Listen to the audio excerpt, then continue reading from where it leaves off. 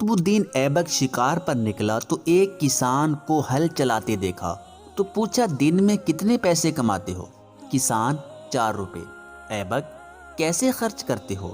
کسان 1 روپے خود پہ، 1 قرض دیتا ہوں، 1 قرض واپس کرتا ہوں اور 1 کنویں میں ڈال دیتا ہوں۔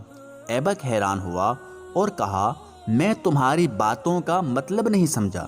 کسان 1 روپے میں اپنے اور اپنی بیوی پہ خرچ کرتا ہوں، 1 اپنی اولاد پہ تاکہ کل کو بوڑھا ہو جاؤں تو میری خدمت کریں، 1 اپنے بوڑھے ماں باپ پہ جنہوں نے مجھ پہ خرچہ کیا تھا، اور 1 خیرات کرتا ہوں جس کا اجر مجھے آخرت میں ملے گا۔